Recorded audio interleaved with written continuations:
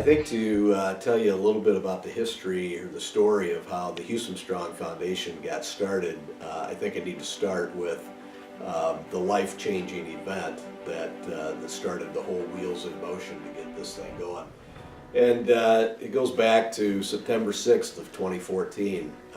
I was with some good friends of mine. We were excited. We were headed down to an Eagles concert in Des Moines. We were on our Harleys. It was a beautiful day, gorgeous, 72 degrees, sunshine, couldn't ask for a better day.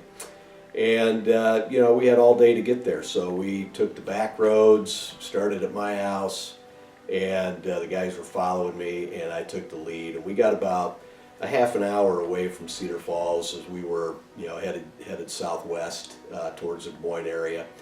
And I came across a couple of semi-trucks that were driving extremely slow. And, when I first came on them, they were going about 5 to 10 miles an hour where the speed limit's 55. And they had their four-way flashers on, and I really didn't have any idea why they were moving so slowly. And as I looked around them into the other lane to see if it was clear I could pass, and it was a legal passing zone, and I could see that there was nobody coming, and so I started out around them like I would have, 100 times before. But this particular time, as I got around the first truck, the second truck just immediately turned left in front of me across the lane, and I had zero time to react. And in that split second, my whole world changed. I ran into the side of the truck. The truck proceeded to run me over, and as I was underneath the truck, I had the full weight of the truck and my motorcycle on both of my legs, and I was being kind of corkscrewed underneath the vehicle. When it finally came just to a stop, the other guys I was with were able to stop their motorcycles and run up to the scene and try to provide as much aid as they possibly could.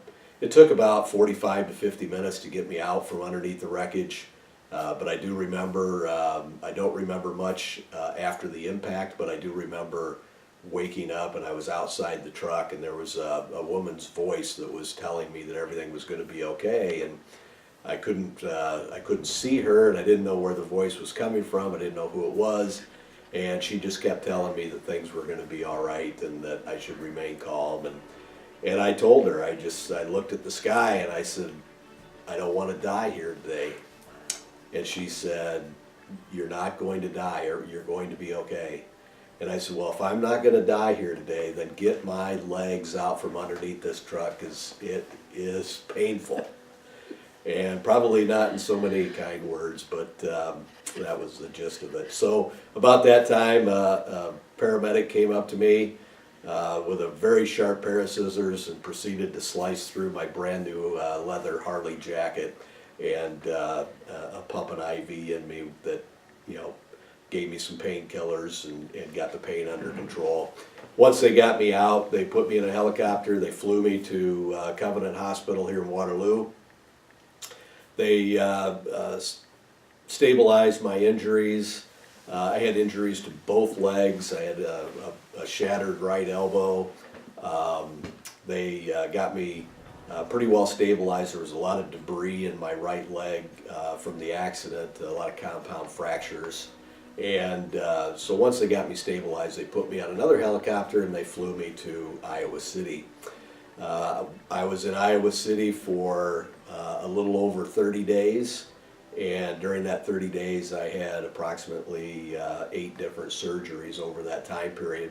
The first few days, as you can imagine, were pretty critical to try to understand what the severity of my injuries were. And I was in the OR probably every day for the first 4 days, and on the 5th day, the doctor came to me and told me that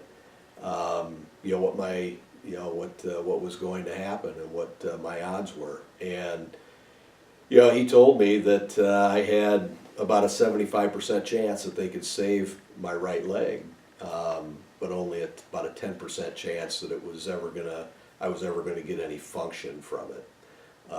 They would have had to fuse the bones together, a lot of skin grafting. it would have been a very painful process, and it would have been a long and lengthy one. And after thinking about it and having discussion with my wife Jeanette over the 24 hours overnight, I just came to the conclusion that even though having my legs meant everything to me, this was the best course of action. I just did not want to spend the next 10 to 15 years of my life going in and out of the hospital to have surgery after surgery to try to save something that probably they were ultimately going to have to amputate anyway. So if making that decision today to amputate my leg and allow me to get back on the road to recovery faster, and resume a lifestyle that I was more accustomed to, that's what I wanted to do. I wanted to just get on with it and get it over with. So a couple days later we did the surgery, and they took me in and out of the OR periodically over the course of the next 18, 20 days or so to continue to battle the infection and make sure that the wounds closed, and that I didn't have any lingering effects from all the debris and everything that was in those in that leg. So once we made that decision, then we had to turn my focus to my left leg that I had a severely dislocated knee joint, and had a lot of nerve damage in that knee, as well as all the ligaments had been torn and torn away from the bone. So ended up having to have a couple of different surgeries with my left leg, and ultimately ended up having to do a total knee replacement. And once we were able to do that, then life changed a lot for the better. I was able to get rid of all of the assistive devices and walk somewhat normally without crutches or a cane or a walker or anything like that. So, but during my stay in the hospital, and when it came time for me to make that choice about whether to amputate or not amputate, I thought that it would have been nice to be able to talk to someone that had been through it before, somebody that had a traumatic event, somebody that knew what it was like to lose a limb, what life was going to be like afterwards, things like that. But they never really offered anything like that in the hospital. They didn't have anyone that I could talk to. It was just a gut instinct decision that I just felt like this was the best thing for me, for my family, and for me moving forward. So that was the decision I made. And then once I came to grips and was able to make that decision for myself, I was perfectly fine with it, and I never looked back. So once I got out of the hospital, they released me to a skilled nursing facility in Cedar Falls, and it was again one of those things that you just don't know how to make these decisions until they're thrown at you. And never in my life had I dreamt of trying to find a rehabilitation facility, because I never thought I'd be in that situation. And so all of a sudden we had to find a place that not only would take me, that would accept our insurance, that would take me in the condition I was in, because I was non-weight bearing on both legs and my right arm. I had just my left arm that I could do physical therapy with, and that was about it. And so we were very limited on the number of locations in Waterloo Cedar Falls that would take me. And so I was very fortunate. Out of those couple of different options that we had, one of them was New Aldea Lifescapes. They are very close to my home, and so it was a very easy decision to move there, to make it very convenient for Jeanette to come and visit me while I was rehabilitating from my injuries. Little did I know that when I got there, they have the absolute best therapy department that you could ever ask for here in the Cedar Valley.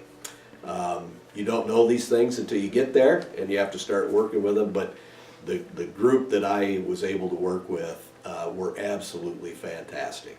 They knew what my limitations were. They knew how to, kind of push me to continue to work in the areas that I could work and not necessarily concentrate on things that I couldn't do, but concentrate on the things I could do. So it turned out to be a wonderful experience, even though, nobody likes to be in a place like that. Nobody likes to have to go to a rehab facility, but I think in a lot of cases it is what you make of it.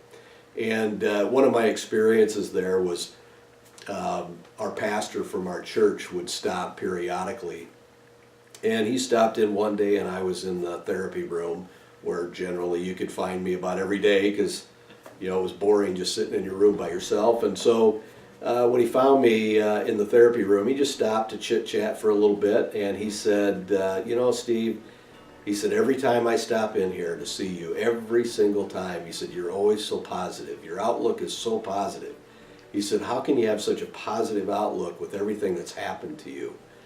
And I just stopped what I was doing and I looked at him and I said, Dave, I don't know any other way. I wish if I had a wish and I could turn back the hands of time, I certainly would do that, because I didn't ever want to be in a situation like this. However, I don't have that. I can't turn back the hands of time. The only thing I can do is make the best of today, make the best of tomorrow, continue to move forward. And that's one of the things that I had to adopt pretty early, and I still believe in it today, that everybody, no matter what your situation, there's certain things that you can control and certain things that you can't control. And the one thing that everybody can control is your attitude on the way you approach things and approach adversity in your life. And I've always felt that, I'm in control of my attitude every single day when I'm fortunate to wake up, and I'm going to make the most of it. And that's the same attitude that I went through this whole process with, is just to try to remain as positive as I could. And you're going to have setbacks. I had all kinds of setbacks. Just when I thought I was moving 3 steps ahead, I would get a call from the doctor, and boom, I'd be taking 2 steps backwards. So to try to remain positive when those things happen to you is difficult. It's easy.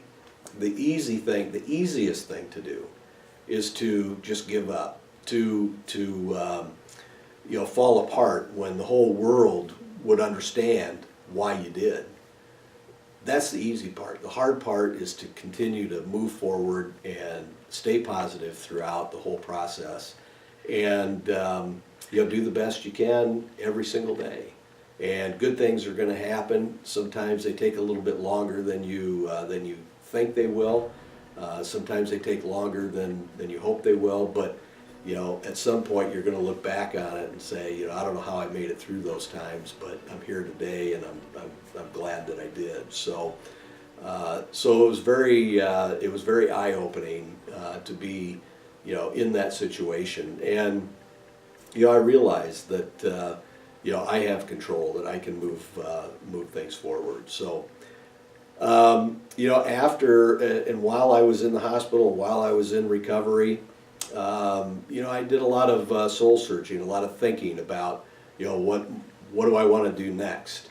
And I was given a great opportunity. The way I look at this whole accident situation is, I was given a great opportunity to, number one, still be around, to provide and live with the family that I have and the friends that I have, and I just felt like I need to spend and dedicate more time to nurturing our relationships and be closer to my family and friends, and then also to to do things for others, to live my life with a little bit greater purpose. Mark Twain wrote once that there's the 2 most important days in your life are the day that you were born and the day that you find out why. And I think that for me, it just became evident that I needed to do something greater. And I think I found that purpose in developing our charity, the HusomeStrong Foundation. Going through this, pretty much all the decisions that I had to make, I had to either learn, I had to discover, I had to make them with the information that I had on my own. And I just felt like, there's a number of people out there that shouldn't have to go through this alone. And as I started researching a little bit, I find out, there's over 2 million people in the United States that are living with amputations. More than 185,000 amputations occur every single day. People out there are looking for answers. And, we're not, it's not a major disease. It's not like cancer or MS or ALS. People have heard about those. They've had family members that have been afflicted by those terrible diseases. And it's easy to, when you're asking to, give on behalf of one of those organizations, it's easy to understand because it's probably affected you or someone that you love. But when it comes to limb loss, there's not a lot of people understand what people go through when they lose a limb. And so I thought that it was very important that we start an organization that not only provides resources for people that are living with limb loss or are going to go through the process of losing a limb, but also to provide their family members and their caretakers with valuable information as well. There are some number of resources that are out there. There's a number of other organizations, nonprofits that our organization has teamed up with. And our goal is to become the #1 resource in the state of Iowa for people living with limb loss. Our goal is to provide education. We advocate on behalf of the limb loss community. We provide peer support, so when people are in the hospital, whether they've just gone through an amputation surgery or they're contemplating an amputation, they can call our organization. Either myself or one of our other certified peer advisors will come out and visit with them, provide them with information, answer their questions, let them know that there is hope. A lot of these people, that's all they need to know. They just need to know that there's hope, that there's a light at the end of the tunnel, that there are good days coming. This isn't, because you lose a limb doesn't mean it's the end of the world. And that's what we want to provide most of all. And then also we provide financial support. And financial support can come in a lot of different varieties. Sometimes people just need, they're not prepared for a catastrophic event. If it was a traumatic event like mine that all of a sudden just happened, you may not be prepared for that out-of-pocket expense to cover your hospital stay or your surgeries that your insurance provider doesn't cover for. There's also a lot of other things that insurance doesn't cover, adaptations to your home or adaptations to your vehicle, things like that we can step in and help people with that just provide another level of independence. People, the worst thing for me when I went through this thing was, being somewhat of a prisoner in my own home and not being able to get out and do the things that I wanted to do because I was limited. I couldn't drive. I didn't have my prosthetic at the time. I couldn't walk. I was, kind of confined to a wheelchair. And so, having us be able to break down some of those barriers so that people can get the things that they need to regain that independence, whether that's helping them get a prosthetic device or helping them get something that's going to allow them to be able to drive their vehicle. Those are the types of things where we can kind of step in and be that financial bridge when all other resources have been exhausted. So that's one of the things that we're most proud of, is being able to help people with that. Our fundraisers, we're 100% funded by private donations. We don't have any overhead. All of our board members are volunteers that just help me, put this thing together. We try to help as many people locally as possible, and some of that, just depends on them hearing about us and getting the word out that we are out there. And we've only been in existence for a couple of years, and I can say now that we are starting to get some traction. I've gotten a variety of phone calls over the past 8 to 12 months from people that are looking for help and they're looking for our assistance, and those are they're rewarding to get. Sometimes they're sad stories, but where we've been able to kind of come in and help and provide that that level of hope for people. That's where it's very rewarding for me to continue this kind of volunteer work and try to make this organization, like I said, the #1 resource in the state of Iowa for people living with limb loss. And that's our goal, and hopefully we'll be able to help as many people as possible in the future and going forward.